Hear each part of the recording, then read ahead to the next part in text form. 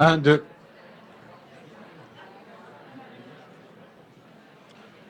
Je vous demande votre attention, s'il vous plaît. On va commencer tout de suite. Bonsoir et bienvenue à cette conférence du 3 octobre. Cette journée est placée sous le signe d'une éclipse solaire. Avez-vous vu quelque chose, vous autres? Moi non plus. Il semble que le soleil avait rendez-vous avec la lune, mais que la lune n'était pas au rendez-vous, comme dit la chanson. À propos d'éclipses, ça me fait penser à ces civilisations qui ont précédé la nôtre, ces civilisations hindoues, égyptiennes, Babylone, le Moyen Âge, et qui se sont éclipsées elles-mêmes en limitant le libre arbitre de l'imagination de la jeunesse, en limitant la liberté de se questionner. Lorsqu'un peuple accepte d'être gouverné par une hiérarchie qui monopolise le savoir, il se heurte toujours à un dernier commandement: tu ne poseras pas de questions. Cet état statique entraîne toujours la fin d'une civilisation. Mais rassurez-vous, ce ne sera pas le cas ce soir, j'en ai des questions. Des questions à poser aux hommes libres, aux géants qui marquent notre temps, notre monde, parce qu'ils ne sont pas de notre temps ni de notre monde. On accueille maintenant, pour l'entendre, Monsieur Bernard de Montréal.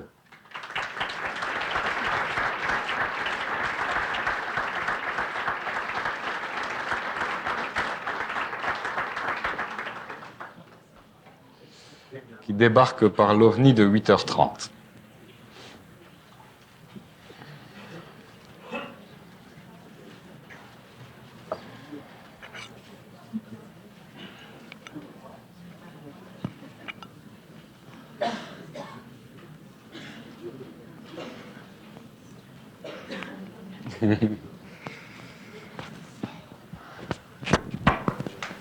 Branché. Tu vas me le mettre toi-même.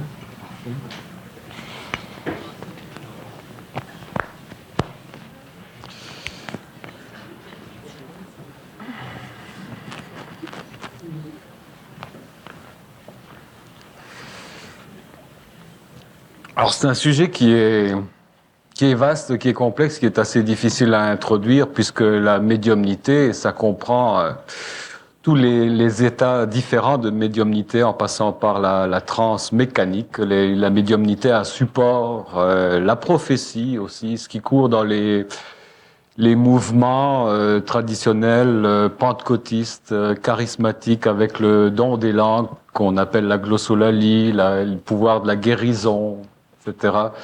Aussi, ça inclut la clairvoyance, la médiumnité, l'extralucidité, la clairaudience, etc. Donc, c'est un sujet très vaste qui concerne, je crois, l'intelligence occulte ou l'intelligence marginale. Ce matin, ma belle-mère me téléphone. Je prends plus de risques, là. C'est plus de moi, les idées, j'ai peur de me faire frapper, là. Ça fait que c'est sur le compte de ma belle-mère, encore une fois. Elle me téléphone ce matin, elle était toute énervée, et puis elle me dit as-tu eu le temps de lire le journal? Je dis non, pourquoi? Qu'est-ce qu'il y a? Elle me dit t'as pas lu l'histoire du Papa Lion? Papa Lion, Maman Lion, qu'est-ce que c'est que ça? T'sais? Non, du pape à Lyon. Le pape est à Lyon en visite en France. Mais je dis bon, qu'est-ce qu'il y a là avec le Papa Lion? Elle me dit, Nostradamus, il a prophétisé que lorsque le pape irait dans la ville que deux fleuves arrosent, il y aurait bien des problèmes, là. Je dis, bon, ça, c'est l'affaire de Nostradamus. Mais elle me dit, Nostradamus, c'est-tu un prophète biblique ou c'est-tu un prophète profane? C'était-tu un médium? Qu'est-ce que c'était? J'ai dit, je sais pas, on peut vérifier peut-être la nuance que le dictionnaire apporte à un terme ou à l'autre. Alors ça fait que j'ai cherché mon dictionnaire, puis j'ai regardé, j'ai feuilleté, puis j'ai trouvé prophète juste entre propagande et prostate, là, prophète. Et dans le dictionnaire, ils disent prophète, ça vient de propheta, du latin propheta, ecclésiastique, interprète d'un dieu. mais ils ne nous disent pas lequel. Alors, je trouvais ça assez vague, c'est assez ambigu, ça laisse beaucoup de place pour l'interprétation. Puis là, je vais voir sur médium, et médium, ça vient de medius, qui veut dire le milieu, comme dans medius digitus, le doigt du milieu. Je ne sais pas si ça a un sens voilé ou il y a une allusion quelconque, là. Alors, en tout cas, je pense qu'on va l'apprendre avec Bernard de Montréal, de medius digitus, le doigt du milieu, ce que ça vient faire dans la catégorisation des médiums. Alors, elle me dit, demande donc à Bernard de Montréal, c'en est un, lui, de médium. Ou je dis, je sais pas. Ben, elle dit, c'est un prophète, c'est un médium. Je lui dis, il n'y a rien qui est pas, lui. Il n'y a rien qui est pas. Et il n'y a rien qui n'est pas capable d'être aussi. Alors, à partir de ce moment-là, il y a donc cette confusion qui règne au niveau de la médiumnité, des facultés médiumniques. Bernard de Montréal, pourriez-vous nous éclaircir à ce niveau-là, peut-être catégoriser ces différents niveaux d'intelligence ou de communication, puisqu'un médium, c'est quelqu'un qui a un rapport avec des esprits. Êtes-vous vous-même médium, en fait? Il faut que je réponde à ma belle-mère, ça. Tous les hommes sont médiums. Tous les hommes sont médiums, mais tous les hommes n'en sont pas conscients. Il y a des hommes qui vivent de leur médiumnité à un certain niveau, d'autres à un autre niveau. Mais la médiumnité en elle-même, ce n'est pas le problème de l'homme. Ce qui est problématique avec la médiumnité, c'est que elle sous-entend la médiumnité des lois d'information. Et au cours de l'évolution, au cours de l'évolution, la médiumnité, elle avait son bon côté, mais elle était dangereuse. Elle a toujours été dangereuse, la médiumnité, parce que l'homme, dans sa médiumnité, a toujours eu affaire avec les plans spirituels. Donc, un médium, c'est un être qui est en contact psychique avec des mondes parallèles, des plans spirituels. Et ces mondes spirituels sont régis par leurs propres lois. Lois que l'homme encore ne connaît pas parfaitement parce que l'homme n'est pas encore dans son intelligence. Donc, il n'a pas accès à sa mémoire cosmique. Et n'ayant pas accès à sa mémoire cosmique, il ne peut pas connaître ces lois-là parce qu'à travers la médiumnité, les plans spirituels ne peuvent pas révéler leurs liens, leurs mécanismes, leurs lois, leurs relations intimes avec la conscience de l'homme parce que l'homme, au stage où il en est un être qui est assujetti au monde spirituel, consciemment ou inconsciemment. Donc, la médiumnité, dans un sens extrêmement précis, est une faculté qui existe chez l'homme, qui lui permet de recevoir de l'information, mais cette information n'est pas nécessairement absolue. C'est-à-dire qu'elle est relative à son expérience, elle est relative à son expérience de vie, son karma, ce qu'il a à vivre, ce qu'il a à rendre de service à l'humanité. Et la médiumnité ne peut pas donner à l'homme le savoir. Elle peut donner à l'homme de l'information qui deviennent des connaissances ésotériques. Mais ces connaissances ésotériques ne sont pas absolues dans ce sens que l'énergie créative du mental de l'homme, énergie créative qui fait partie de la prochaine évolution, conscience supramentale, c'est une énergie qui est libre de la forme et toute médiumnité est reliée à une forme quelconque. Donc, une personne qui est médium catholique va vivre sa médiumnité en fonction de la théologie chrétienne.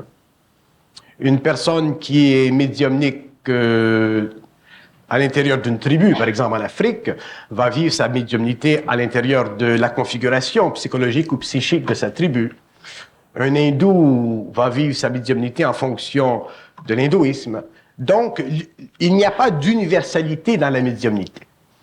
Et si on me demandait quelle est la plus grande faille de la médiumnité vécue par l'homme de la Terre, c'est qu'elle n'est pas universalisée. Elle est valable, elle est réelle, autrement dit, les gens qui sont médiums sont réellement médiums, ils sont en contact télépathique avec d'autres plans, mais elle peut être régie par des lois qui, subtilement, sans que l'homme s'en rende compte, le désinforment. Ouais. Est-ce qu'il y a un danger à être médium? Est-ce qu'il y a plus de danger à être un médium dans le style d'Edgar Cayce, par exemple, que l'on appelait le médium endormi, ou le prophète endormi, qui faisait ses révélations sous forme d'auto-hypnose, où il s'induisait lui-même dans un état second, que par rapport à un médium qui sera conscient, un genre de clairvoyant, clairaudient ou extra-lucide, par exemple? Il n'y a pas nécessairement de différence qu'un médium soit endormi ou qu'il soit conscient. Là où le danger de la médiumnité entre en jeu, c'est sur le plan de la forme pensée, autrement dit, sur le plan de l'information. Sur le plan de l'information, la médiumnité ne peut pas révéler à l'homme les secrets de l'univers. Elle peut simplement révéler à l'homme des aspects des mondes spirituels, mais aspects qui sont déjà sous le contrôle de l'esprit ou des esprits en évolution. C'est comme si, à travers la médiumnité, l'esprit permet à l'homme d'évoluer et dans un même temps, l'esprit contrôle l'homme, le domine. Et c'est à ce point-là que la médiumnité est dangereuse. Si, comme votre belle-mère, vous demandez si moi je suis un médium ou si je suis un voyant, moi je ne peux pas me considérer comme médium ou me considérer comme voyant. Même si je peux parler et je peux amener sur le plan matériel de l'information qui est extrasensorielle. Parce que me considérer médium ou me considérer comme voyant impliquerait que je suis alimenté par des plans spirituels, et ce n'est pas le cas. Elle est là la différence. L'homme évolutif est alimenté par les plans spirituels. L'homme de la prochaine évolution ne sera plus alimenté par les plans spirituels parce que il aura élevé son mental à un niveau vibratoire suffisamment ajusté à son énergie pour pouvoir lui-même participer à l'actualisation sur le plan matériel des archives cosmiques, autrement dit de la mémoire cosmique universelle. Donc, il n'aura pas à passer par les sphères spirituelles.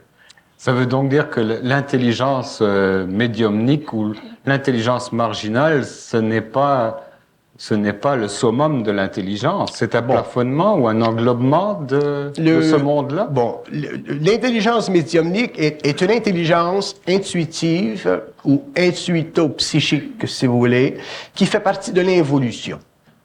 Elle fait partie de l'évolution, elle sert à différents niveaux dans l'évolution. Elle a permis à des hommes de rendre compte à l'humanité de certains faits. Nostradamus est un exemple. Mais elle n'est pas absolue.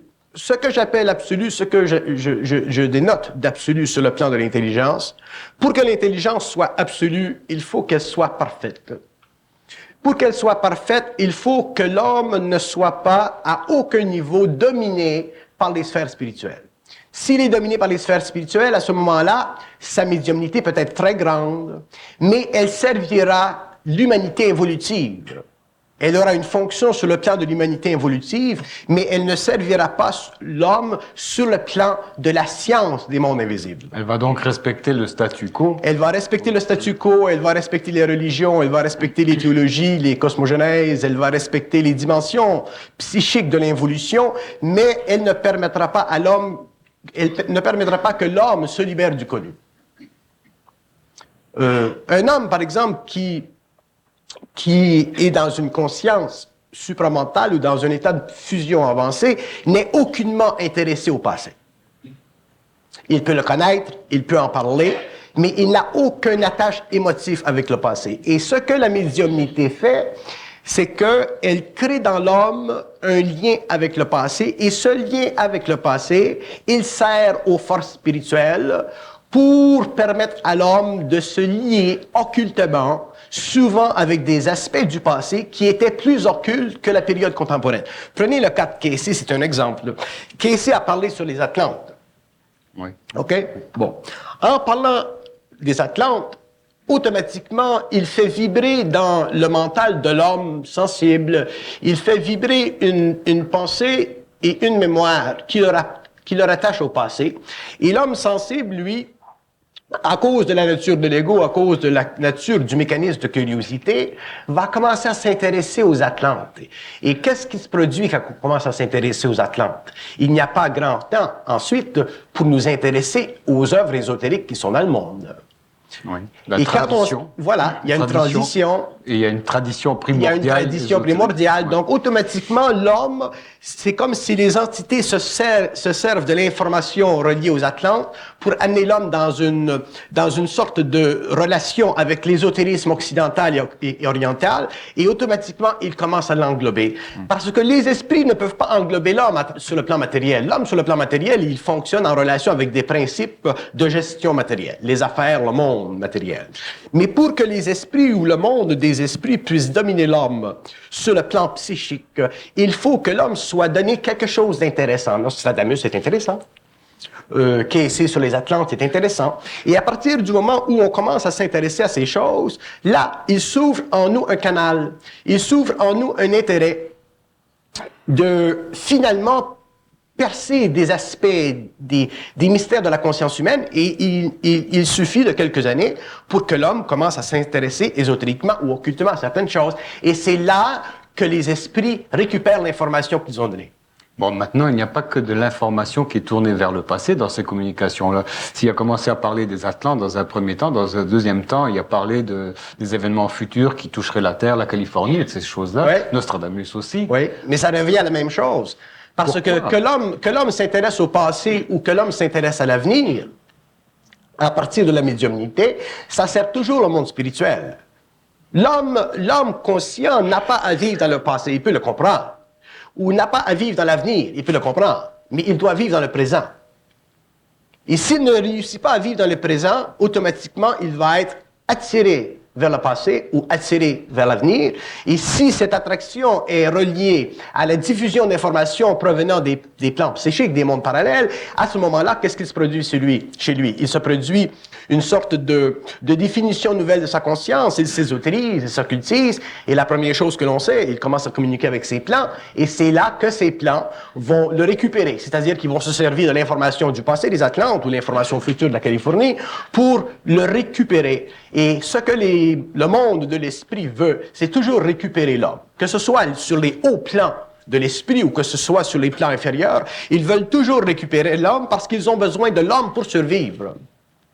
Bon, qu'est-ce qui se passe dans le cas où deux personnes, ou trois, ou quatre dans le monde, au même moment, font la même découverte, la même invention, puis qu'ensuite ils s'intentent des procès mutuels de priorité au niveau de la découverte, etc.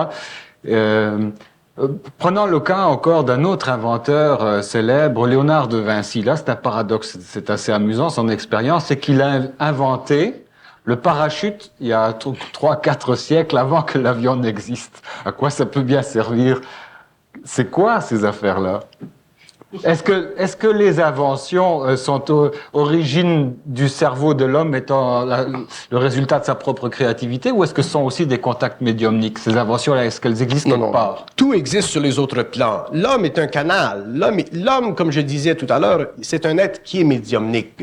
L'homme, quand il est inconscient, ne réalise pas sa médiumnité, mais quand il est suffisamment sensible, si nous prenons Léonard de Vinci, si nous prenons les grands écrivains, les grands artistes, les gens qui ont mis au monde des idées puissantes, ces êtres-là on dit toujours, ils étaient avant leur temps. Pourquoi est-ce qu'ils étaient avant leur temps? Parce qu'ils étaient en contact avec un autre temps. Donc, dans l'autre temps, tout est englobé, tout est su. Donc, ils recevaient, ces êtres, une part d'informations, toujours en relation configurative avec la psychologie contemporaine.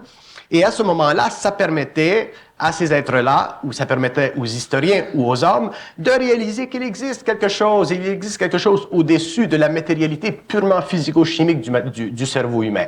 Il existe comme un autre monde. C'est comme l'histoire de Thomson en 98 qui écrit le livre ou l'histoire du Titanic. C'est comme Jules Verne, ainsi de suite. Alors ça fait partie de la médiumnité. Mais chez ces êtres-là, la médiumnité est plus grande. Donc, elle devient extrêmement référentielle dans le temps, parce qu'on dit, bon, écoutez, ce bonhomme, il a écrit il y a 2-3 siècles des choses qui se passent aujourd'hui, et il se crée automatiquement une mystification de la conscience supérieure de l'homme. Et la mystification de la conscience supérieure de l'homme ou de la nature supérieure des mondes invisibles est suffisamment puissante pour créer chez l'être humain un attrait. Et à partir de cet attrait, bon, il y a un acheminement, et cet acheminement, finalement, amène l'homme à prendre ou à vivre une prise de conscience vis-à-vis ces mondes. Et une fois que la prise de conscience est établie vis-à-vis ces mondes, ils récupèrent l'être humain, et c'est là qu'ils peuvent, si il est suffisamment sensible, c'est là qu'ils peuvent le désinformer, mais d'une façon tellement subtile que la désinformation devient de l'information, et que l'information devient de la vérité, et que la vérité devient le plan sur lequel l'ego polarisé se fixe, se fige et cesse d'évoluer. Auriez-vous un exemple de ceci? Bon, un exemple de ceci, prenons les textes ésotériques, prenons l'information que nous recevons dans le monde sur le plan de l'ésotérisme, sur le plan de la race racine, par exemple. Bon. Alors, vous avez de l'information venant du monde des esprits, et cette information, elle est toujours colorée, c'est-à-dire qu'elle est toujours faite, traduite, de façon à ce que ça fasse plaisir à l'ego. Bon, on parle d'une nouvelle race, d'une race supérieure, on parle des pouvoirs magiques de l'homme, on parle de la capacité éventuellement de l'homme d'avoir des pouvoirs équivalents à ceux des Atlantes, et même encore plus vastes, plus grands, et ainsi de suite. Ça plaît à l'ego. Et l'information que reçoit l'homme à partir des plans spirituels, c'est toujours une information qui plaît à l'ego. On ne dit pas à l'homme, écoutez, l'homme nouveau, l'homme qui connaîtra la fusion, l'homme qui passera de l'involution à l'évolution, vivra de grandes souffrances. Non, parce que le type, il va retourner chez Eton, il va prendre son corps. Il n'est pas intéressé. Il est intéressé au pouvoir. Il est intéressé à la télépathie, il est intéressé à la créativité, le pouvoir vibratoire sur la matière. Vous comprenez? Alors, le monde spirituel, quand je dis que le monde spirituel, d'ailleurs, dans le livre que je suis en train d'écrire, j'ai découvert ça simplement il y a une couple de jours en écrivant. J'ai découvert en écrivant que ce que nous appelons aujourd'hui, parce que nous parlons toujours encore avec une certaine psychologie contemporaine rattachée au passé. Mais j'ai découvert que le monde spirituel, ce que nous appelons le monde spirituel ou les mondes spirituels, que ce soit les mondes lucifériens spirituels ou que ce soit les mondes de la lumière spirituelle, sont des mondes ou à l'intérieur desquels le principe de la domination fait partie naturelle de leur organisation. C'est leur fonction. C'est leur fonction. Donc, sur le plan évolutif, le monde spirituel luciférien domine, ça nous le savons, nous pouvons facilement le comprendre. Et le monde spirituel de la lumière, lui aussi domine. Autrement dit, dans le monde, il y a de la magie noire et il y a de la magie blanche. Il y a deux magies. Donc, l'être humain est un être qui peut être, selon son évolution, fasciné par la magie noire ou fasciné par la magie blanche. Il peut être attiré par les vibrations émanant des mondes spirituels lucifériens ou il peut être attiré par des vibrations émanant du monde spirituel de la lumière. Et l'homme nouveau devra en arriver à comprendre que de l'intelligence, ce n'est pas de la lumière. L'intelligence est derrière la lumière, elle est au-delà de la lumière. La lumière est toujours une forme de voile qui cache l'énergie, qui cache dans l'homme l'énergie, la source de l'intelligence, et qui le force à vivre son intelligence humaine en fonction d'une domination luciférienne ou en fonction d'une domination des esprits de la lumière. Donc, que l'homme soit luciférique ou que l'homme soit spirituel dans le sens de la lumière, il est encore dominé. Donc, lorsqu'il est médiumnique à partir des forces lucifériennes. Hitler, c'est un exemple. Himmler, Göring, ces gars, ou il est médiumnique par rapport au monde spirituel. Mais la même chose existe, il est constamment désinformé. Et le concept de la désinformation, qui sera éventuellement décrit par la conscience supramentale, révélera que l'être humain doit en arriver un jour à faire la synthèse, c'est-à-dire à dépasser complètement la polarité du bien et du mal, dépasser complètement la polarité des mondes lucifériques ou des mondes de la lumière, pour en arriver à la fusion avec sa propre énergie, c'est-à-dire en arriver à pouvoir lui-même posséder, utiliser, plonger dans la mémoire cosmique qui fait partie de l'organisation interne psychique de la mémoire de l'homme à tous les niveaux de son organisation. C'est très difficile pour nous, les hommes d'aujourd'hui, de concevoir que l'homme possède une mémoire cosmique parfaite, parce que nous vivons d'une mémoire planétaire imparfaite. Mais avec l'évolution de l'homme, à partir du moment où l'homme aura dépassé la médiumnité psychologique ou la médiumnité psychique, il réalisera qu'il possède une mémoire parfaite, c'est-à-dire qu'il a la capacité de désintégrer toute forme pensée servant de connaissance, émanant des mondes spirituels lucifériens ou des mondes spirituels de la lumière, qui servent à maintenir sur lui une certaine forme de domination. Vous prenez par exemple un bon chrétien, une bonne personne, hein? Bon, à travers la religion, à travers sa spiritualité, il sera donné de l'information spirituelle sur la Vierge Marie, bon. Mais ça veut dire quoi? Si l'homme n'arrive pas à comprendre la mécanicité de la Vierge Marie, qu'est-ce que c'est que ça veut dire sur les plans spirituels, la Vierge Marie? Qu'est-ce qu'elle représente, cosmiquement parlant, la Vierge Marie? Qu'est-ce qu'elle représente karmiquement? Qu'est-ce qu'elle représente spirituellement? Qu'est-ce qu'elle représente comme forme utilisée symboliquement et sur le plan émotif de l'ego, à partir des mondes spirituels, canalisant de l'information pour l'homme, le bon paysan, là, dans sa prairie, quelque part dans l'Ouest? Vous voyez? Et il n'y a pas, pour l'être humain de l'avenir, pour l'évolution, il n'y a pas de porte autre que sa propre réalité. L'homme sera obligé un jour de cesser d'être médiumnique, autrement dit, de cesser d'être branché à gauche et à droite, soit branché vers le négatif ou branché vers le positif, et il devra entrer dans sa propre énergie, c'est-à-dire être capable de voir que l'embranchement qu'il vit est une forme de conditionnement, est une forme de domination, que nous appelions cette domination de la magie noire ou que nous appelions cette domination de la magie blanche. L'homme doit être absolument libre. Mais pour qu'il réalise sa liberté, il faut qu'il prenne conscience de son intelligence. Pour qu'il prenne conscience de son intelligence, il faut qu'il se libère complètement du connu. Et quand je dis du connu, je ne parle pas simplement du connu écrit, je parle du connu révélé à lui à travers les plans spirituels. Autrement dit, l'homme devra en arriver un jour à être capable à devenir un genre d'avocat. Autrement dit, sur le plan de sa médiumnité, il devra être capable de faire face complètement à l'information qui lui vient de l'intérieur et être capable, de par sa propre énergie créative, de renverser le rôle de l'information des plans spirituels à travers sa conscience. Sinon, il ne pourra jamais en arriver à posséder cette mémoire cosmique et à pouvoir parler de l'invisible comme du matériel, d'une façon libre, c'est-à-dire d'une façon créative et d'une façon qui convient aux lois de la réalité, au lieu de parler d'une façon qui convient aux lois spirituelles des mondes parallèles. Bon, mais dans les mouvements de renouveau chrétien, comme le renouveau charismatique, les tendances pentecôtistes, aussi les mouvements eschatologiques, ces mouvements-là, leurs centres sont axés sur le contact direct avec l'esprit. Ce que fait un pentecôtiste ou dans une réunion de pentecôtistes, c'est le contact avec de l'esprit qui va avoir une influence bénéfique en exerçant de la guérison spontanée sur des gens qui sont infirmes ou malades, etc. Quel est l'aspect négatif de ce contact-là? Ce n'est pas un aspect négatif. Ce n'est pas un aspect négatif. L'aspect, à partir du moment où l'homme est en contact avec l'esprit, parlons de l'esprit, des esprits plus évolués, des esprits sages. À partir du moment où l'homme est en contact avec l'esprit, il ne réalise pas qu'il vit pour l'esprit. Il ne vit plus pour lui-même.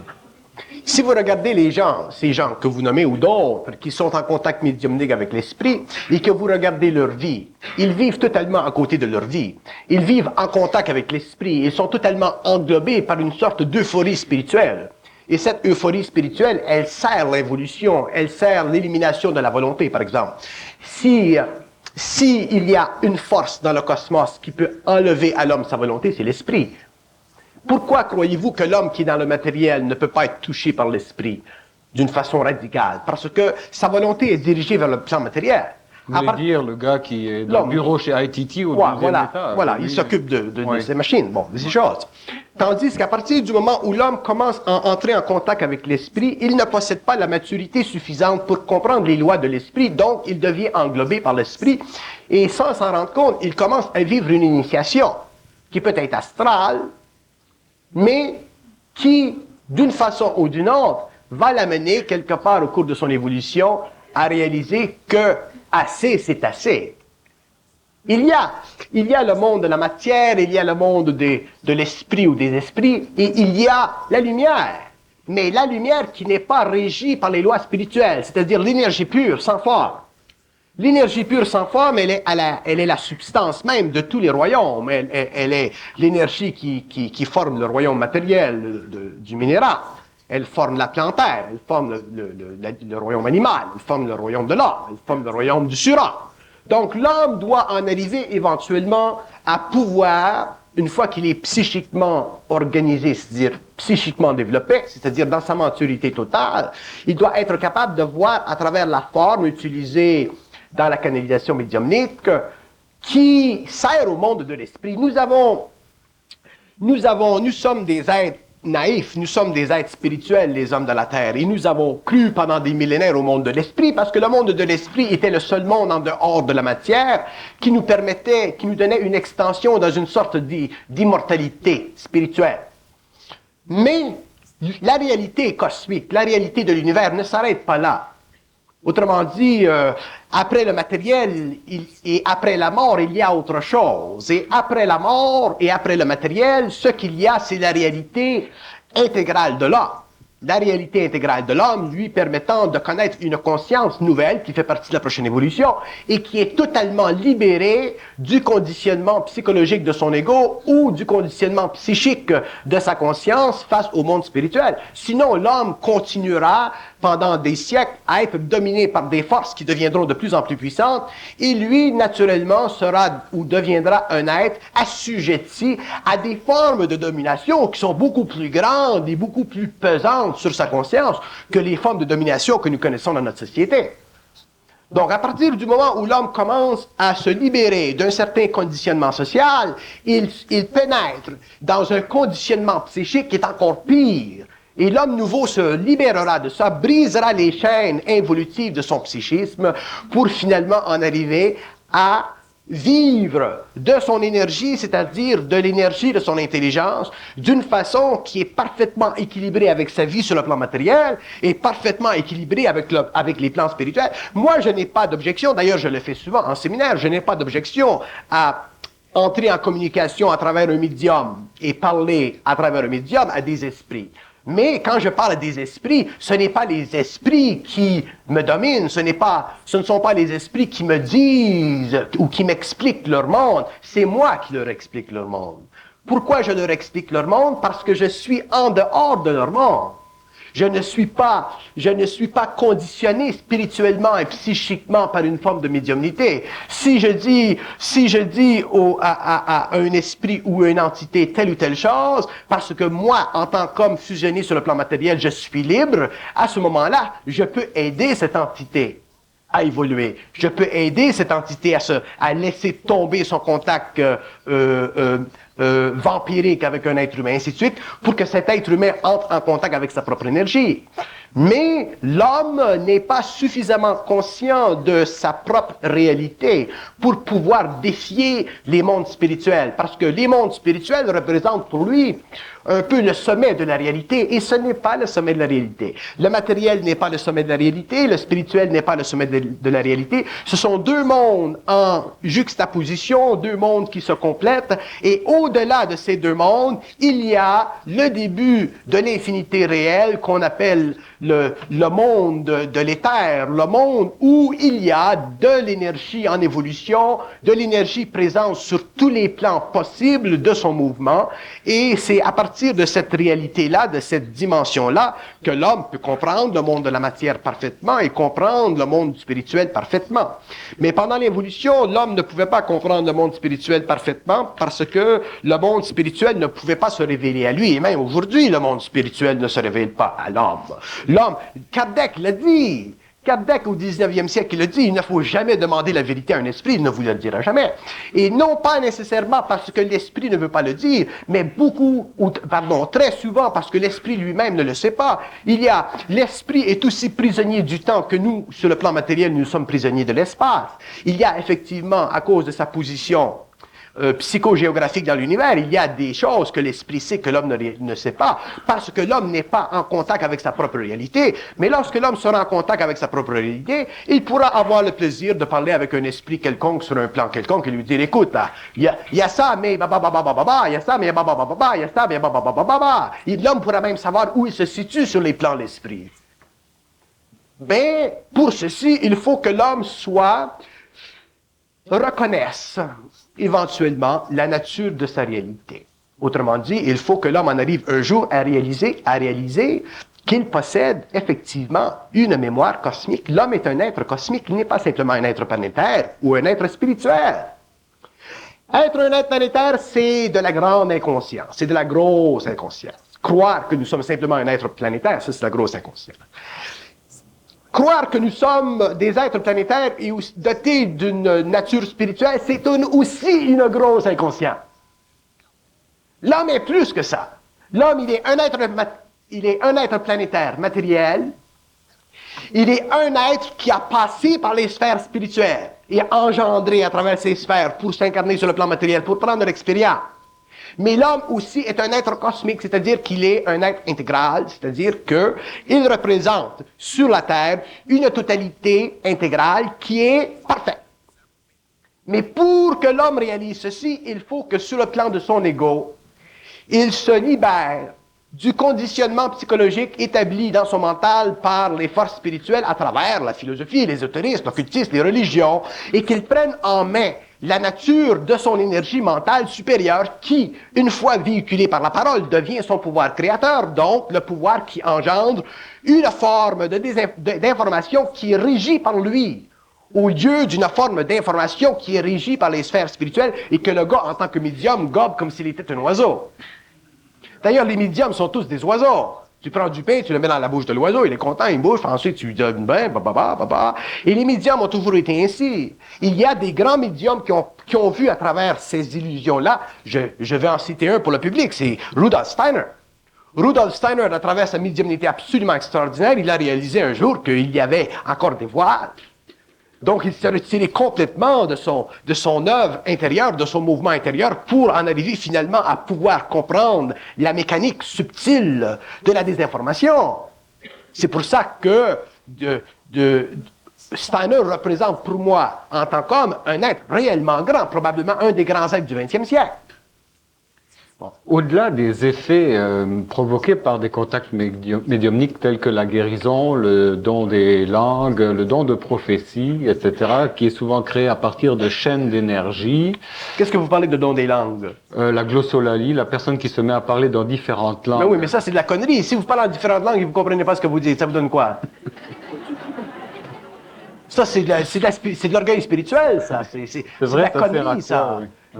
Oui. Moi, j'en connais pas de gens qui sont comment vous dites?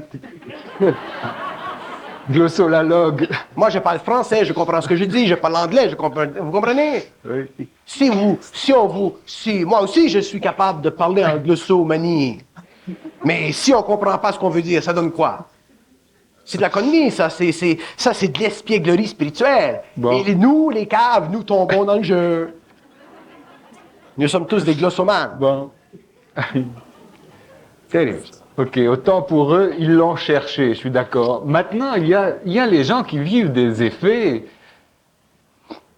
suite à un mouvement qu'ils n'ont pas supposément déclenché. Les médiums à effet involontaire, des gens qui comme l'expliquent les parapsychologues, au moment de la puberté, vont déclencher des phénomènes paranormaux autour d'eux, des chaises qui commencent à bouger, des cadres qui tombent, etc., des coups frappés dans les murs, etc. Les autres sont les victimes de ça, ils n'ont rien fait pour le chercher, supposément. Oui, l'homme, une différence, là. Oui, l'homme est un être récepteur. Il y a des êtres qui sont récepteurs. Il y a des êtres qui vivent des chocs et qui deviennent médiums, qui deviennent psychiques, qui ont même des pouvoirs. Donc, le point que je veux faire, c'est ceci. C'est que dans l'avenir, quand je parle de l'avenir, je parle au cours des siècles qui viennent. Au cours des siècles qui viennent, l'homme connaîtra les lois de l'invisible. Donc, le type, par exemple, le type qui vit ce contact médiumnique avec les plants et qui subit une sorte d'expérience, comme le petit bonhomme en Angleterre, là, qui se retrouve au plafond quand sa mère arrive le soir, éventuellement, l'homme connaîtra les lois vibratoires de l'énergie, donc il pourra neutraliser ceci. Mais aujourd'hui, nous sommes au début de l'information, nous sommes au début de la science du mental, nous sommes au début de la science de l'énergie, nous sommes au début de la science des mondes spirituels, nous sommes au début de tout parce que nous faisons partie de l'évolution.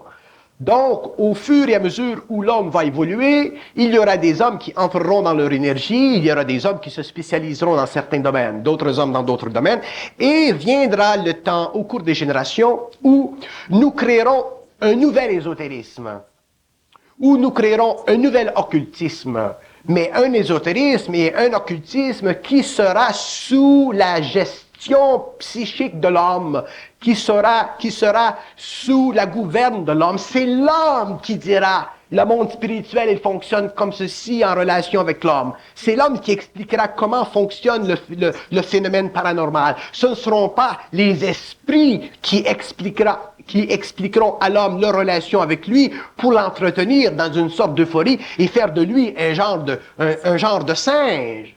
Le type qui passe sa vie à guérir les autres. C'est une perte d'énergie. L'homme devrait, si l'homme demain, s'il veut guérir quelqu'un, il le guérira à distance, par volonté. À distance, il n'aura pas besoin de voir votre énergie. Vous comprenez? L'énergie. Oui. C'est un prétexte à ouvrir un salon de massage. C'est un prétexte, voilà. Maintenant, il y a des gens qui sont tellement fanatisés par cette phénoménologie de l'énergie, ils veulent vous toucher, prendre vos culottes, avoir un petit peu d'énergie. Si vous avez le malheur de jeter votre chewing gum, ils vont le ramasser pour le mettre dans un globe. C'est de la connerie. Mais on ne peut pas blâmer l'homme de l'évolution parce que pendant l'évolution, l'homme n'a pas été maître de la réalité. L'homme n'a pas été maître de la connaissance. L'homme n'a pas été maître du savoir. L'homme a été esclave de la connaissance. Il a été esclave d'un certain savoir émanant des sphères. Et lui, sur le plan humain, naturellement, surtout s'il était sensible, il était attiré par des dimensions du réel qui étaient réellement fabuleuses, extrêmement intéressantes pour son ego. Mais à partir du moment où l'homme va connaître la game cosmique, le jeu cosmique, l'initiation cosmique, tout le tralala, le mécanisme de la désinformation écœurante qui vient du monde des esprits, je vais vous dire une chose. Les sphères spirituelles, ce que nous appelons les sphères spirituelles, ont été un grand échec cosmique. C'est un échec. C'était un échec cosmique. Terrible. Et je ne veux pas aller dans le détail présentement parce que je suis en train de le décrire, mais même moi-même, je ne sais pas ce que je vais écrire. Mais je sais que dans quelques semaines, dans 2-3 semaines, j'aurai finalisé ce chapitre. Les sphères spirituelles sont un échec cosmique effrayant et l'homme, lui, il paie le prix. L'homme paie le prix, d'ailleurs. C'est pour ça que l'homme vit une évolution. C'est pour ça que l'homme vit une condition planétaire qui est absolument une condition de quarantaine et que l'homme n'est pas capable sur le plan cosmique, universel, d'être en relation mentale, intelligente, créative, scientifique avec les mondes avancés de la galaxie parce que l'homme est totalement englobé dans une forme quelconque de spiritualité. Et aujourd'hui, jusqu'à la fin du siècle et un peu après, l'homme verra toutes sortes de connexions psychiques avec les mondes spirituels. Et l'homme ne comprendra pas, parce que ces êtres-là sont des êtres simples, ce sont de bonnes personnes, ce sont des enfants de 17-18 ans, ce sont presque des saints. Et s'il y a une chose, s'il y a un être naïf, s'il y a un être qui ne sait pas, qui ne connaît pas les lois de l'esprit, c'est bien un saint. Un saint, ça connaît rien. Un saint, c'est bon. Un saint, ça répond. Un saint, c'est un radio. Mais il est absolument stupide. Avez-vous déjà vu un saint qui n'est pas stupide? Je n'ai jamais rencontré. Ils sont très bons, les saints. Mais je fréquente pas ce monde-là. Bon. Dans les tavernes, c'est rare. Les saints sont très bons. Ce sont ils montent, ils se promènent. Ils sont bons. Mais ils ne sont pas intelligents. Et l'homme doit être intelligent. Et à partir du moment où vous devenez intelligent, vous cessez de l'éviter. Vous descendez. Et ensuite, vous l'évitez quand vous voulez. Pas quand eux autres en haut sonnent les cloches.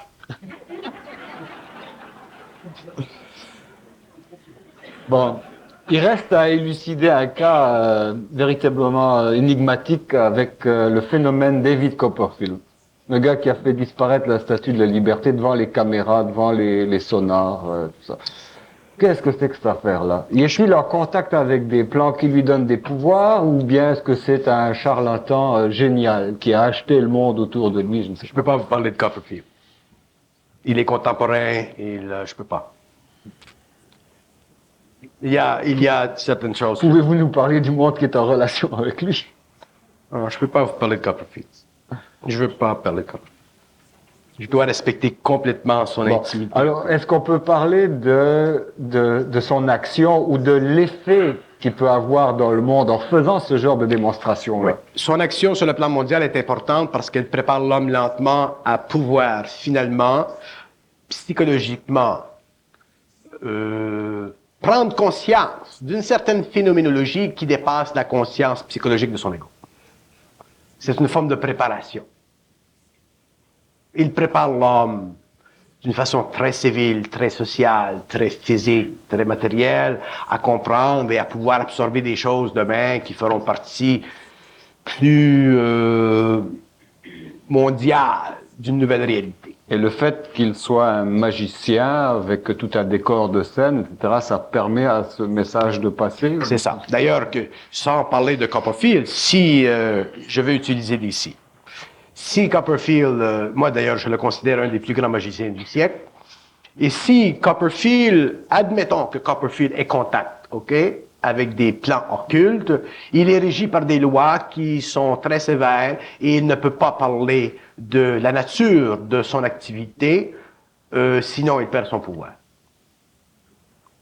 Donc, il est obligé d'utiliser la forme de l'illusionnisme, et ainsi de suite. D'ailleurs, Copperfield, il est illusionniste dans 80 à 85% de son travail.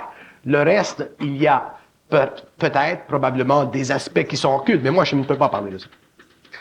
Mais, admettons, ou si j'emploie le « si » pour protéger ma parole, s'il est réellement occulte, il est obligé de cacher son travail, il est obligé de cacher la fondation occulte de sa relation avec d'autres plans. Mais effectivement, sur le plan mondial, il sensibilise les masses à des aspects subtils d'une vocation future de l'humanité.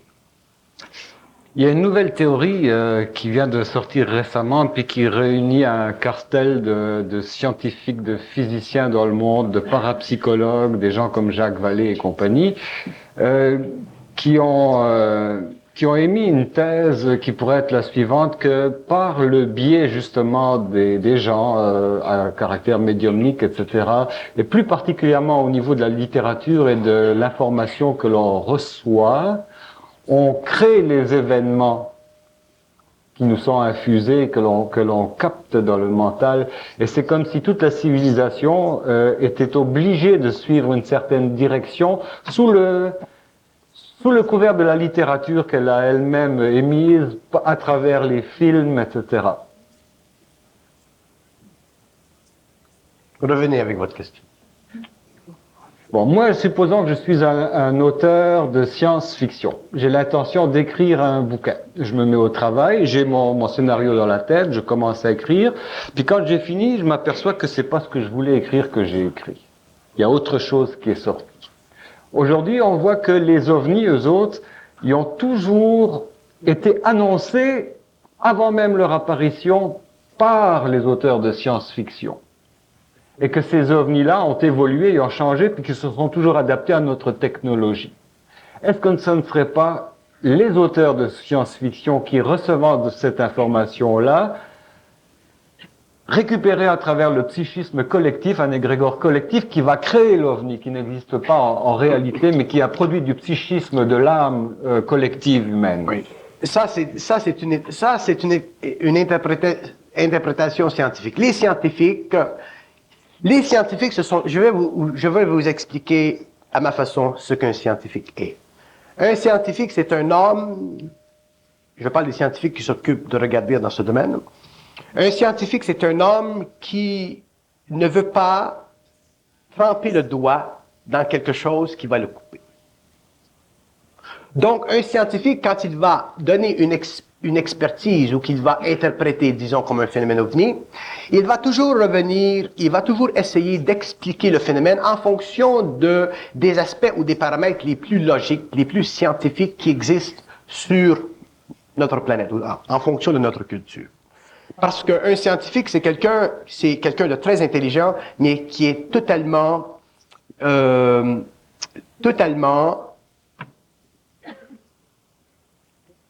Obligé de fonctionner suivant un code d'éthique, de respecter ça? Il y a ça, mais aussi, je veux dire, qui est totalement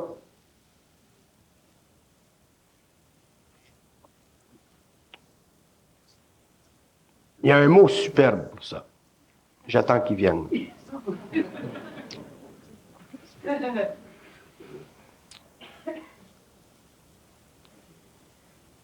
Quand vous voulez aller à la toilette et vous pouvez pas, c'est quoi? Comment on appelle?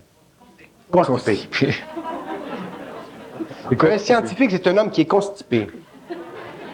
Il est intelligent, c'est une constipation intelligente. Et ça fait partie de sa psychologie, ça fait partie de sa méthode, et ainsi de suite. Et c'est très important que les scientifiques soient constipés, parce que les scientifiques, dans leur constipation, ils empêchent la stupidité. Ils font de la rétention. Ils font de la rétention et ils empêchent que... c'est comme si ce sont des garde-fous. Oui. Bon, les scientifiques, ce sont des garde-fous. Ouais. Ils empêchent les fous de prendre le contrôle. Ouais. Donc, ce sont des gens qui sont des garde-fous. Et ce travail, il est très important. Donc, vous avez ces bonhommes qui sont constipés et qui vont essayer d'interpréter un phénomène qui fait partie d'un autre temps, qu'ils ne peuvent pas comprendre parce qu'ils ne sont pas suffisamment conscients, ils ne sont pas suffisamment en contrôle de l'énergie mentale supérieure pour pouvoir expliquer quelque chose qui ne fait pas partie de leur expérience. D'un autre côté, à l'intérieur de la communauté scientifique, vous avez des individus qui ont lu des rapports militaires. Les États-Unis, la CIA, l'Europe, l'Allemagne, la France, qui ont eu des rapports militaires où les rapports étaient extrêmement contrôlés, où des phénomènes ovnis ont été enregistrés d'une façon concrète, mais parce qu'eux ne les ont pas vus, n'ont pas touché à l'ovni, automatiquement, il y a de l'espace dans l'ego pour une interprétation psychologique du phénomène. Donc, si vous prenez un scientifique aujourd'hui et que vous l'amenez à être en contact avec une évidence d'OVNI, c'est final. Sa carrière de scientifique en tant que carrière purement logique va s'éteindre et là, il va entrer dans une autre phase d'évolution psychologique. Il va chercher à rencontrer des gens qui sont un peu plus marginaux et là, il va commencer à vivre une initiation. Donc, en général, les scientifiques sont empêchés de ceci. Ils restent à l'intérieur d'un cadre et ils ont une fonction très importante et il faut respecter leur situation. Bon, vous-même, vous rencontrez beaucoup de scientifiques. Vous avez été au départ de votre fusion. Suite à votre fusion, vous avez été testé par des scientifiques. Quel est le rapport que vous avez avec eux autres? Moi, j'ai rencontré des scientifiques qui étaient évolués. Je ne traite pas avec des scientifiques qui sont constipés, parce que je n'ai pas de temps à perdre. Donc, je suis en contact avec une organisation scientifique qui est évoluée, et lorsque nous parlons avec ces gens-là, c'est le mouvement contraire qui se produit. Eux autres, ils sont tellement déconstipés qu'ils ont la diarrhée. Donc, ces types-là, ils sont tellement en quête de la compréhension de la relation entre le matériel et les autres plans, les autres mondes, qu'ils vivent aussi une initiation. On dirait que l'homme, il est soit scientifique constipé ou scientifique qui a la diarrhée. Il n'y a pas de scientifique dans le milieu qui est parfaitement équilibré. Mais c'est quoi le drano? Le drano chez ce scientifique qui a la coulante. C'est que ces êtres-là sont très sensibles, ils sont très médiumniques, ils reçoivent même de l'information. Donc, c'est comme si leur intellect ne les bloque pas. Donc, ils ont accès au monde spirituel, donc ils sont informés, ils ont une information qui relate du phénomène ovni, et automatiquement, ils perdent les pédales. Parce que le monde spirituel va toujours informer l'homme du monde ovni. Parce que ça fait partie encore de la loi, non pas de la désinformation, mais de l'intoxication psychique. Propagande. C'est de la propagande, c'est de l'intoxication. Parce qu'à partir du moment où l'homme vient en contact avec des idées qui sont marginales, comme des ovnis, automatiquement, il se produit en lui une transformation psychologique, une transformation au niveau de l'ego. Il s'ésotérise, il se spiritualise. Et de l'ésotérisme à la spiritualité, il devient encore dominé par les sphères spirituelles. C'est pour ça que l'homme soit en contact, ou que l'homme croit aux ovnis, ou que l'homme ne croit pas aux ovnis, ça change rien. Le fait que l'homme n'est pas intégré dans son énergie, il peut être attiré par une forme ou une autre, et il devient toujours, à la fin, un être qui est dominé par les forces spirituelles. Bon, est-ce qu'on peut dire que les scientifiques sont les gardiens de l'intégrité des connaissances?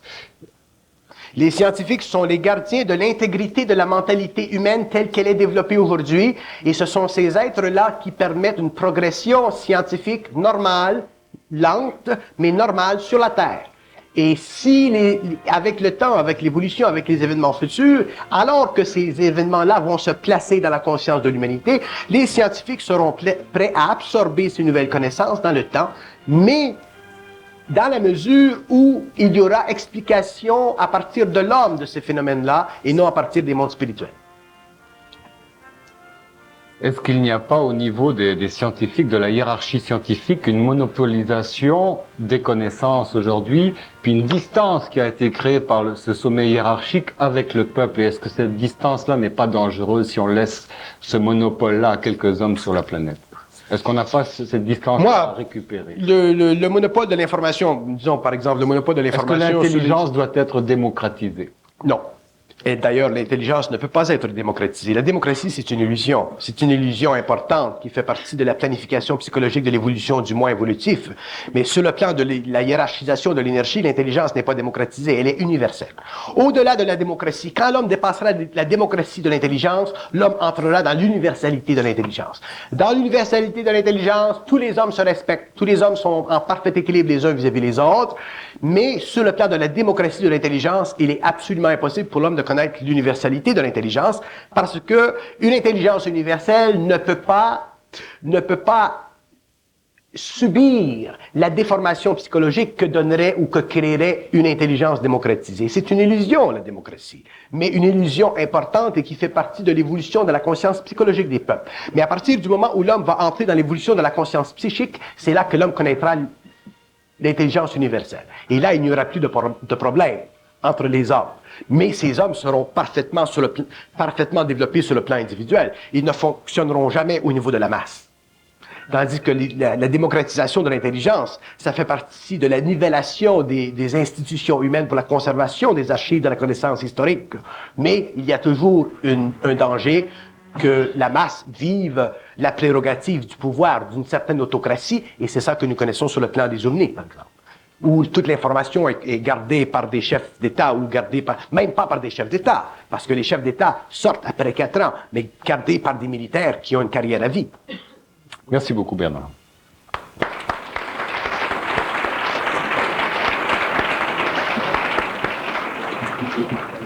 On fait une pause d'une demi-heure et on revient pour le deuxième sujet.